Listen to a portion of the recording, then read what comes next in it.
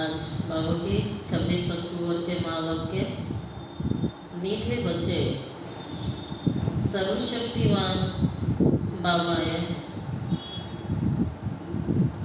सर्वशक्तिवान बाप आए हैं तुम्हें शक्ति देने। जितना याद में रहेंगे उतना शक्ति मिलती रहेगी।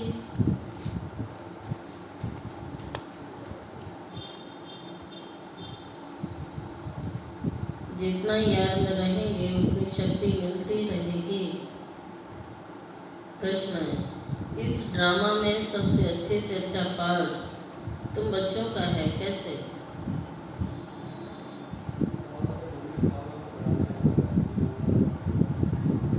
इस ड्रामा में सबसे अच्छे से अच्छा पार्ट बाबा कहते हैं तुम बच्चों का है, कैसे? तुम बच्चे बेहद के बाप के बंदे हो। भगवान टीचर बनकर तुम्हें ही पढ़ाते हैं तो भाग्यशाली हुए ना।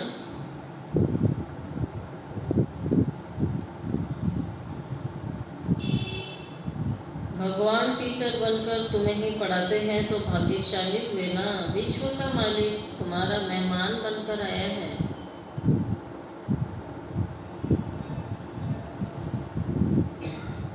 वह तुम्हारे सहयोग से विश्व का कल्याण करते हैं।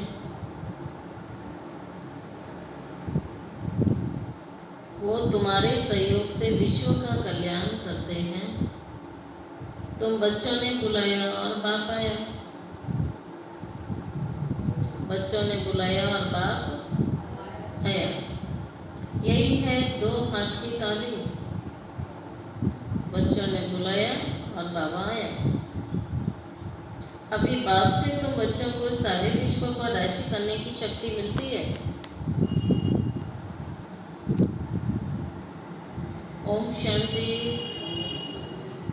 मीठे मीठे रूहानी बच्चे रूहानी बाप के सामने बैठे हैं। शिक्षक के सामने भी बैठे हैं और यह भी जानते हैं ये बाबा गुरु के रूप में आया है हम बच्चों को ले जाने।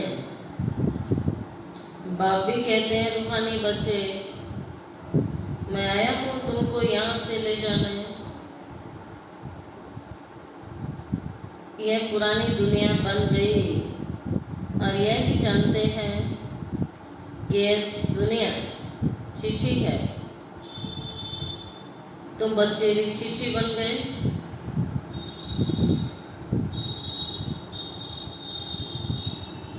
अपने को आप ही कहते हैं पतित पावन बाबा आकर हम पतितों को इस दुख धाम से शांति धाम में ले चलो।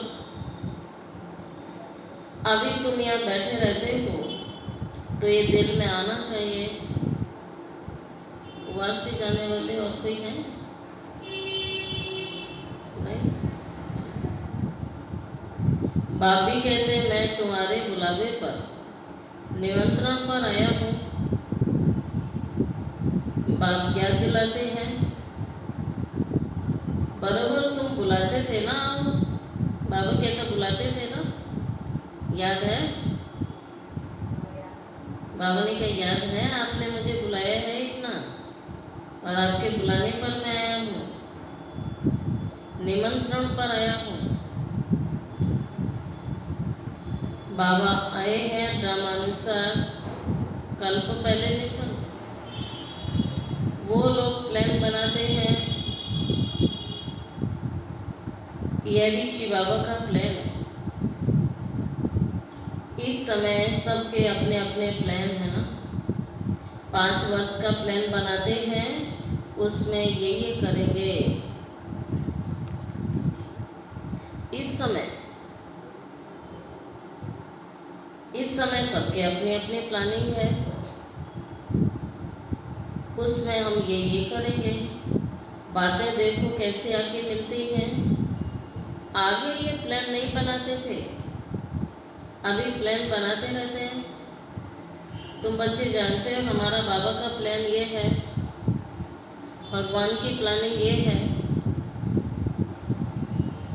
अभी प्लान बनाते तो बच्चे जानते हो बाबा का प्लान ये ड्रामा के अनुसार, प्लान अनुसार 5000 वर्ष पहले मैंने ये प्लान बनाया था। और तुम मीठे मीठे बच्चे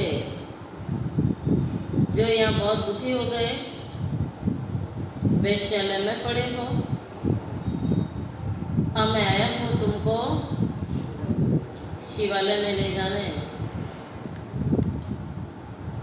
बहुत शांति नाम है निराकारी शिवालय, और सुख नाम है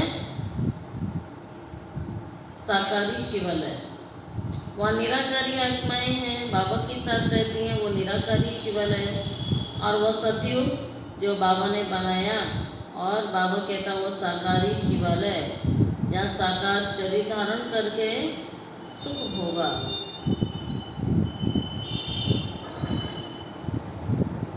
तो एक साकारी शिवालय और एक निराकारी। इस समय तुम बच्चों को रिफ्रेश कर रहे हैं बाबा, तुम बाप के सम्मुख बैठे हो, बुद्धि में निश्चय तो है ना कि बाबा आया हुआ है। बाबा पूछते निश्चय है निश्चय। बाबा कहते हैं तुम्हें ये निश्चय है कि बाबा आया हुआ है। बाबा अक्षर बहुत मीठा है, यह भी जानते हैं हम आत्माएं उस बाप के बच्चे हैं। ये भी निश्चय की बात है कि आत्माएं हम उस बाप के बच्चे हैं, बाबा आया हुआ है। बाबा अक्षर बहुत मीठा है। कितना समय तुमको लौकिक बाबाएं मिले, सतयुग से लेकर सुख दुख का पाठ बजाया। अभी तुम जानते हैं हमारा दुख का पाठ पूरा होता है, सुख का पाठ भी पूरा 21 जन्म बजाया, फिर आधा कल दुख का पाठ बजाया। बाबा ने तुम्हें स्मृति दिलाई है। बाबा पूछते हैं बरोबर ऐसे है ना, अब फिर तुमको आधा कल्प सुख का पाठ बजाना है। इस ज्ञान से तुम्हारी आत्मा भरपूर रहती है, फिर खाली हो जाती है। बाप भरपूर करते हैं। तुम्हारे गले में विजय माला पड़ी है, पड़ी है, कहाँ पड़ी? गले में पड़ी है, गले में ज्ञान की माला है। बरोबर हम चक्कर लगाते रहते हैं, सतयुग त्रेता द्वापर कलयुग, फिर आते हैं स्वीट संगम पर। इनको स्वीट कहेंगे ना, शांति धाम कोई स्वीट नहीं है, सबसे स्वीट है पुरुषोत्तम कल्याणकारी संगम युग। ड्रामा में तुम्हारा भी अच्छे से अच्छा पार्ट है। तो बाबा कहता है तुम कितने क्या हो, भाग्यशाली हो,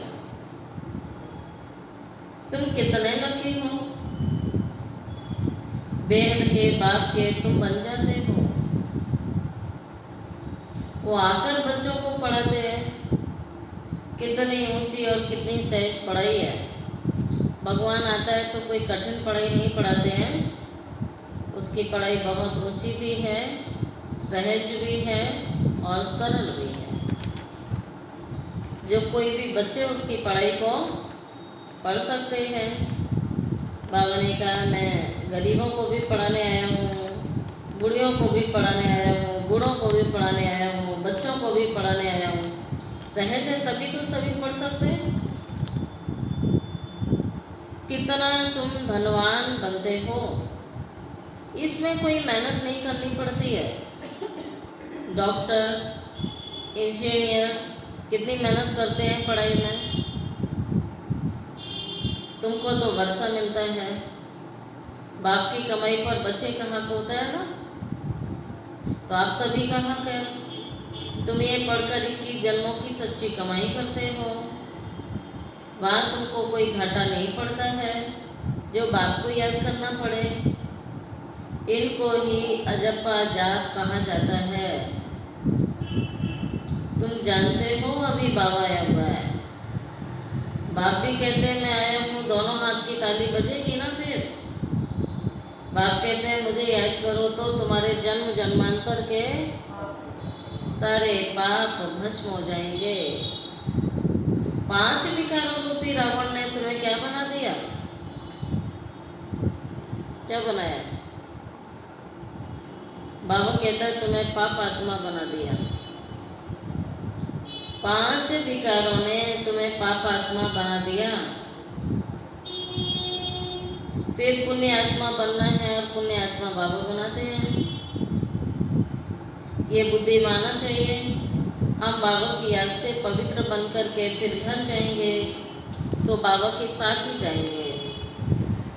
बाबा कहता मैं अपने घर ले जाऊंगा, अपने साथ ले जाऊंगा, अपने नैनों पर बिठा के ले जाऊंगा, साथी बना के ले जाऊंगा, सजनिया बना के ले जाऊंगा। बुद्धि मानना चाहिए। इस पढ़ाई से हमको माइंड मिलती है। देवी देवता धर्म के लिए कहा जाता है रिलीजन इज माइट। बाप तो सर्वशक्तिमान है, तो बाबा से हमको विश्व में शांति स्थापन करने की ताकत मिलती है। वह बादशाही हमसे कोई छीन ना सके, इतनी ताकत मिलती है। राजाओं के हाथ में देखो कितनी ताकत आ जाती है, कितना उनसे डरते हैं। एक राजा की कितनी प्रजा होती है, कितना लश्कर होता है, परंतु वो अल्पकाल की ताकत होती है, ये कि जन्मों की ताकत है। अभी तुम जानते हो सर्वशक्तिमान बाबा से हमें ताकत मिलती है। सारे विश्व पर राज्य करने की ताकत बाबा से इस समय संगम पर मिलती है। लव तो रहता है ना। देवताएं प्रैक्टिकल में नहीं हैं तो भी कितना लव रहता है। चित्रों को देख के, मूर्तियों को देख के मंदिरों में जाते हैं, साकार में तो नहीं है ना। लेकिन बाबा ने कहा फिर भी कितना प्यार रहता है। कृष्ण को देख के कितना प्यार, मूर्ति को देख के कितना प्यार आता है। तो बाबा कहता देखो साकार में नहीं है तब भी कितना प्रेम है, लव रहता है। प्रैक्टिकल में नहीं है तब भी लव रहता है। अजर सम्मुख होंगे तो प्रजा का कितना लव होगा। बाबा ने कहा सतयुग में कितना लव होगा। याद की यात्रा से यह सब तुम ताकत ले रहे हो, ये बातें भूलो नहीं। याद करते करते तुम बहुत ताकत वाले बन जाते हो।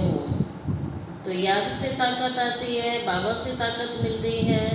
तो जितना याद में रहेंगे उतना ताकत वाले बन जाएंगे, अर्थात सर्वशक्तिवान बन जाओगे। सर्वशक्तिवान और कोई नहीं कहा जाता है, सबको शक्ति मिलती है। इस समय कोई भी शक्ति नहीं है, सब आत्माएं इस समय तमो प्रधान है। बाबा कहता शक्तिहीन हो गई आत्माएं, तमो प्रधानता आ गई, अपवित्रता आ गई, पतित बन गए। फिर सभी आत्माओं को एक से शक्ति मिल जाती है, फिर अपनी राजधानी में आके अपना अपना पाठ बजाते हैं, अपना हिसाब किताब चुकतू कर फिर ऐसे नंबरवार शक्तिवान बनते हैं। पहले नंबर में देवताओं में शक्ति है। लक्ष्मी नारायण बरोबर सारे विश्व के मालिक थे। तुम्हारी बुद्धि में सारी सृष्टि का चक्र चलता है। जैसे तुम्हारी आत्मा में नॉलेज है, वैसे बाबा की आत्मा में भी सारी नॉलेज है। तो आत्मा अविनाशी, परमात्मा अविनाशी, नॉलेज भी अविनाशी भरी हुई है। सिर्फ बाबा इमर्ज करता आकर के अभी तुम्हें ज्ञान दे रहे हैं। ड्रामा में पार्ट भरा हुआ है जो रिपीट होता रहता है। कितने साल के बाद रिपीट होता है? बाबा ने कहा अपने आप चलता है। 5000 साल के बाद फिर भी रिपीट होता है। फिर ये पार्ट 5000 साल के बाद रिपीट होगा।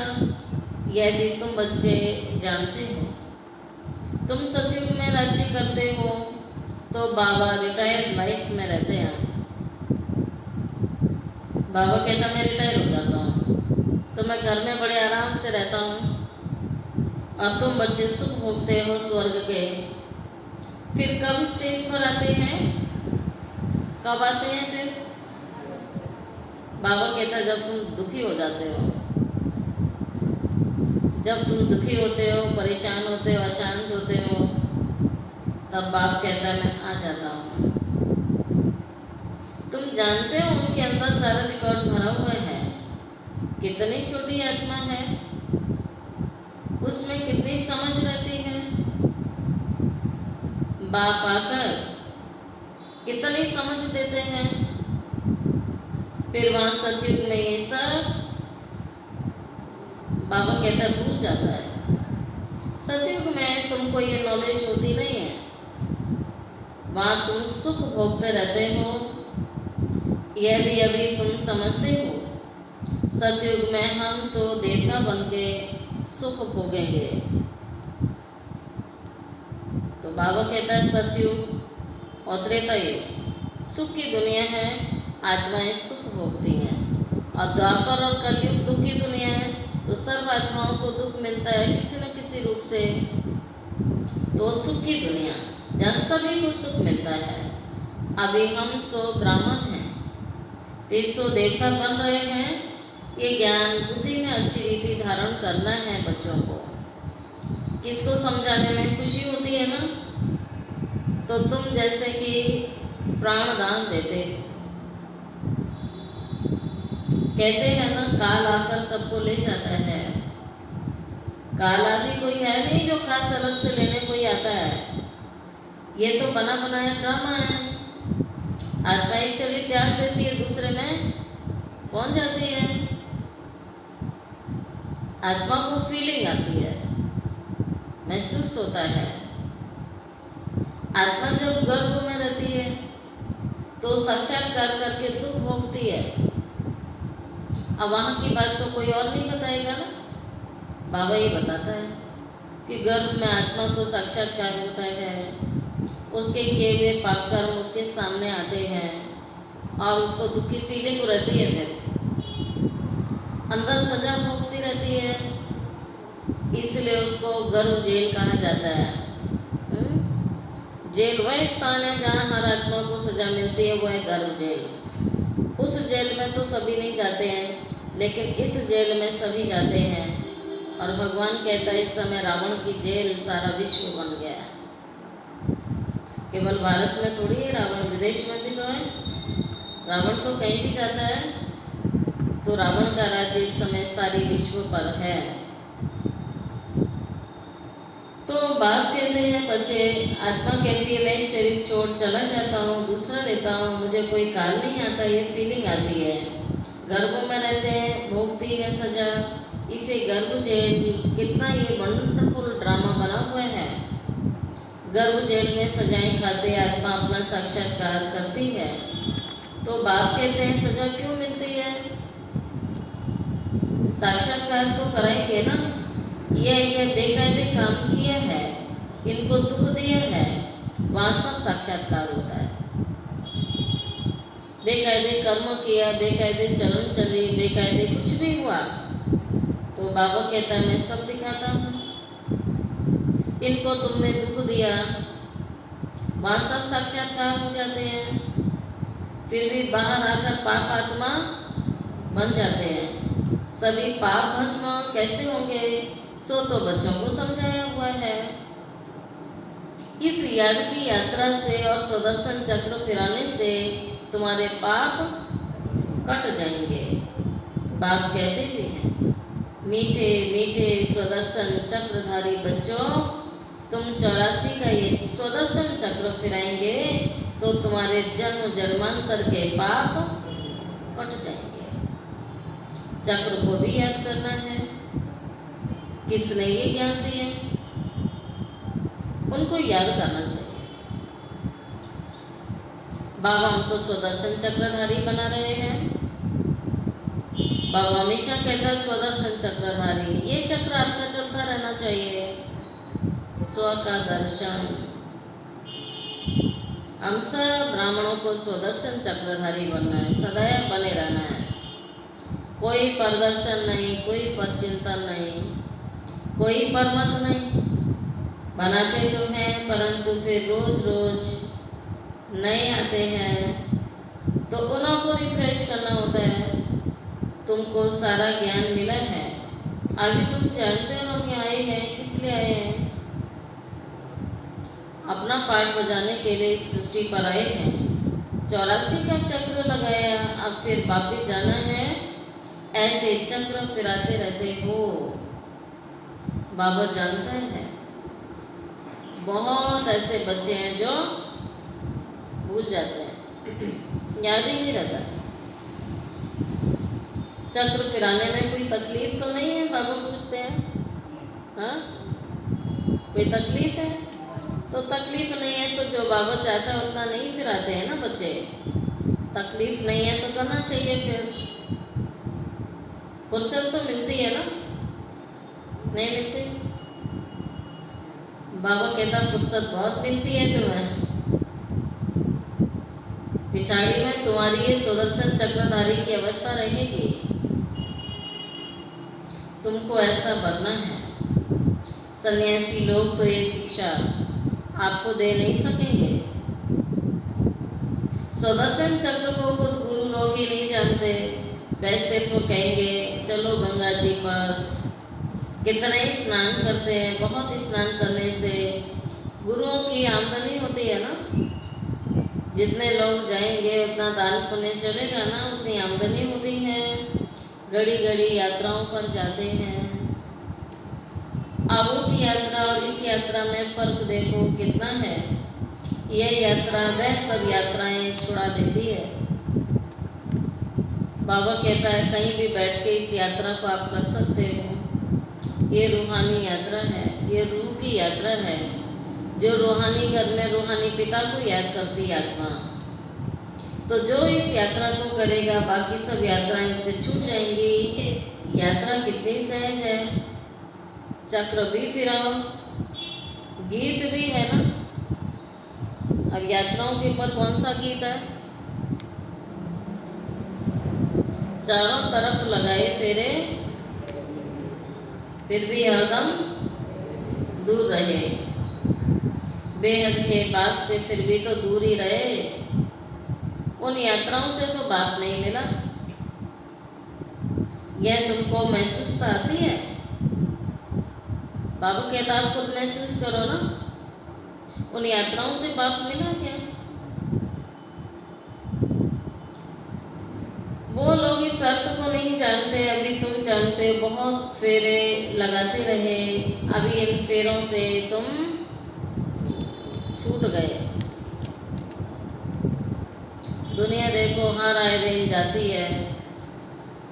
बाबा उसको कहता है टाइम वेस्ट, एनर्जी वेस्ट और मनी वेस्ट। वो लोग इस अर्थ को नहीं जानते, अभी तुम जानते। बहुत फेरे लगाते रहे, अब इन फेरों से तुम बच्चे छूट गए हो। फेरे लगाते कोई नज़दीक नहीं आए हो और ही दूर होते चले गए। अभी ड्रामा प्लान अनुसार बाप को आना पड़ता है। बाबा सबको साथ ले जाते हैं। बाप कहते हैं मेरी मत पर तुमको चलना ही है। भगवानुवाच। बाप कहते हैं मेरी मत पर तुमको चलना ही है, पवित्र बनना ही है। इस दुनिया को देखते हुए नहीं देखना है। जब तक नया मकान बनकर तैयार हो जाए तब तक पुराने में रहना पड़ता है ना। जब नई दुनिया आ जाएगी तो नई दुनिया में ट्रांसफर हो जाएंगे, तब तक तो इस पुरानी दुनिया में रहेंगे।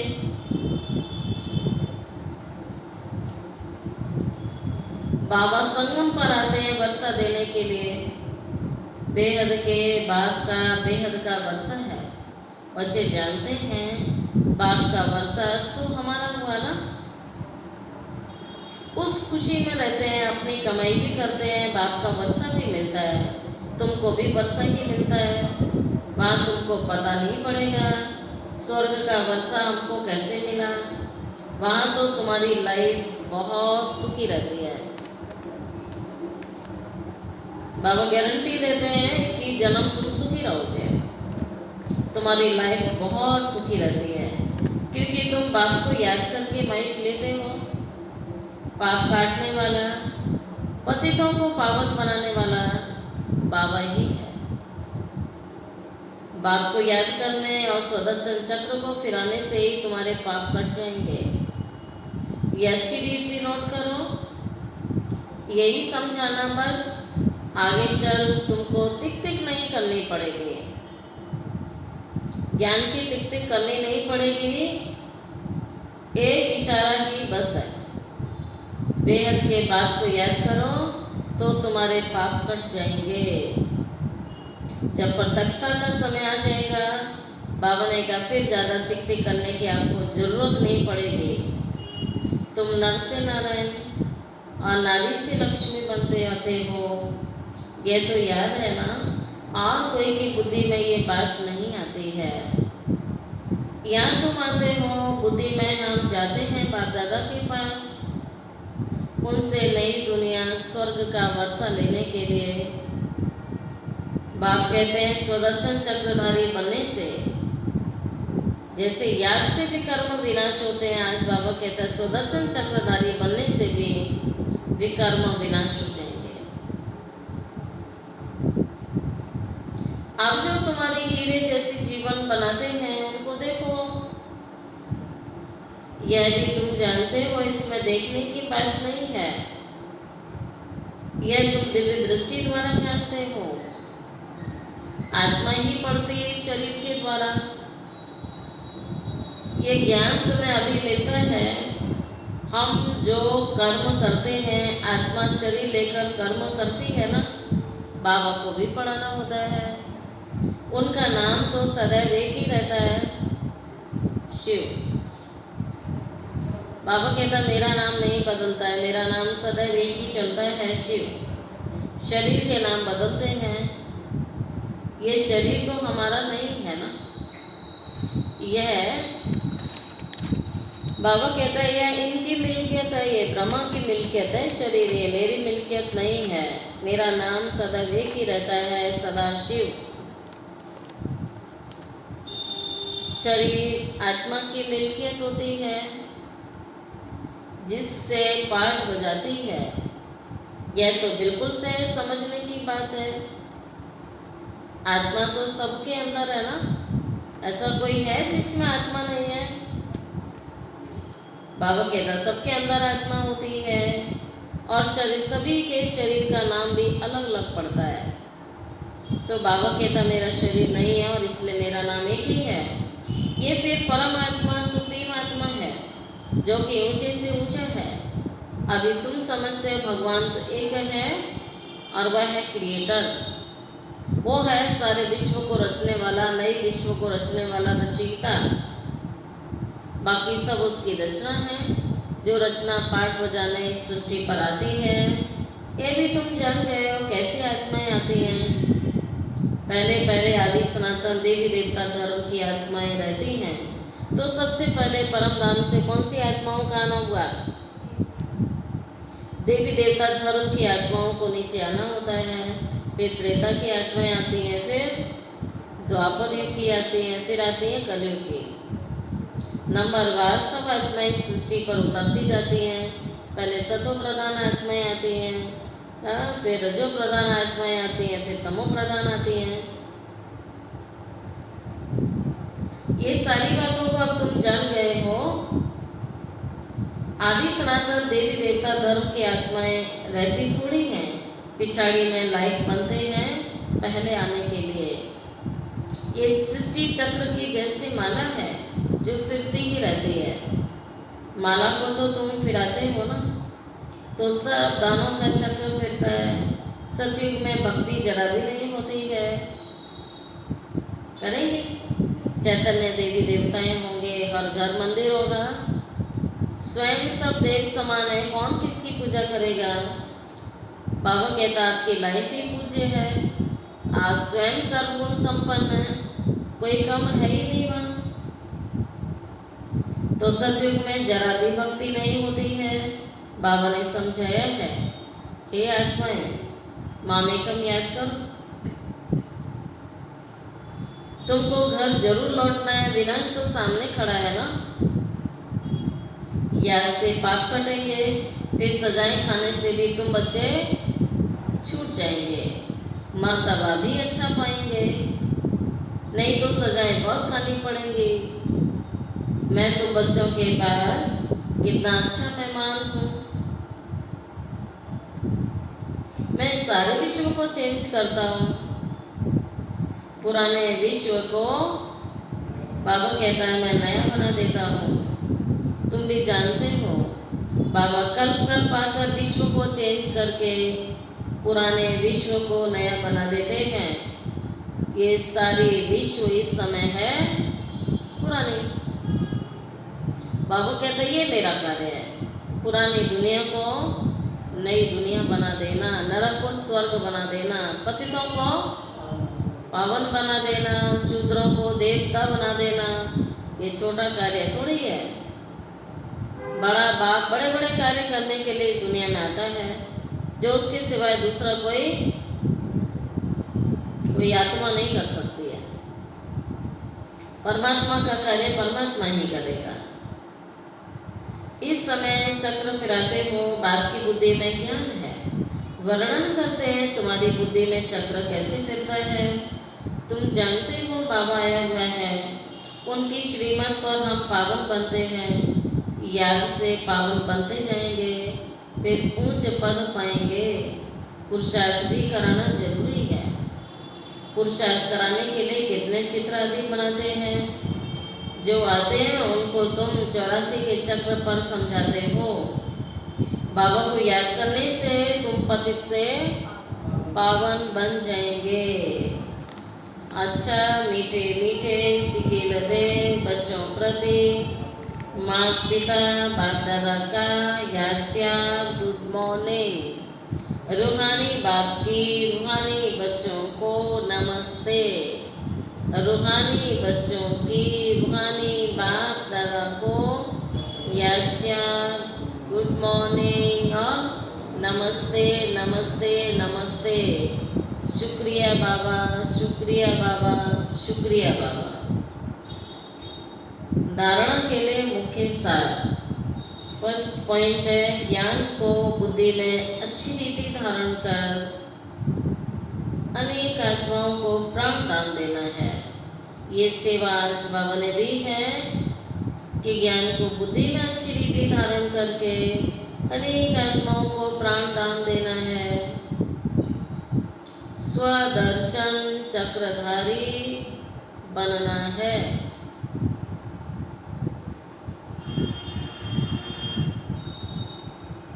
इस स्वीट संगम पर अपनी कमाई के साथ साथ बाप की श्रीमत पर चल पूरा वर्षा लेना है। अपनी लाइफ सदा सुखी बनानी है। अपनी लाइफ सदा सुखी बनानी है। और आप सुनते हैं बाप दादा का वरदान, सर्व वरदानों को समय पर कार्य में लगाकर फलीभूत बनाने वाले फल स्वरूप भव। सर्व वरदानों को समय पर कार्य में लगाकर फलीभूत बनाने वाले फल स्वरूप भव। बाप दादा इस समय बाप दादा द्वारा समय प्रति समय जो भी वरदान आपको मिले हैं उन्हें समय पर कार्य में लगाओ। सिर्फ वरदान सुनकर खुश नहीं हो जाओ कि आज बहुत अच्छा वरदान मिला, आज बाबा ने बहुत अच्छा वरदान दिया, ऐसे बोलते हैं। लेकिन बाबा क्या कह रहा है कि जो वरदान आपको मिलता है, समय प्रति समय जो वरदान मिले हैं उन्हें समय पर कार्य में लगाओ। सिर्फ वरदान सुनकर खुश नहीं हो जाओ, आज बहुत अच्छा वरदान मिला। वरदान को काम में लगाने से वरदान कायम रहता है। वरदान तो अविनाशी वाक्य है, लेकिन उसे फलीभूत करना है। इसके लिए वरदान को बार बार स्मृति का पानी दो। वरदान के स्वरूप में स्थित होने की धूप दो, तो वरदानों के फल स्वरूप आप बन जाओगे। स्लोगन, तो आज का स्लोगन है, विशेषताएं प्रभु प्रसाद हैं, इन्हें सेवा में लगाओ। विशेषताएं प्रभु प्रसाद है, इन्हें सेवा में लगाओ, बांटो और बढ़ाओ। जो भी विशेषताएं हैं, बाबा कहता है इसे प्रभु प्रसाद समझो, परमात्मा की देन है, और इसको क्या करना है, रखना नहीं है। अपनी उन विशेषताओं को बाबा कहते हैं सेवा में लगाओ, बांटो और बढ़ाओ। जितना बांटोगे उतना बढ़ता जाएगा। अमूल्य का सार था, मीठे बच्चे, सर्वशक्तिवान बाबा आया है तुम्हें शक्ति देने। जितना याद में रहेंगे उतना शक्ति मिलती रहेगी। ठीक है, याद से शक्ति मिलेगी। प्रचुरता इस ड्रामा में सबसे अच्छे से अच्छा पार्ट तुम बच्चों का है। कैसे हैं तुम बच्चे, बेहद के बाप के बनते हो।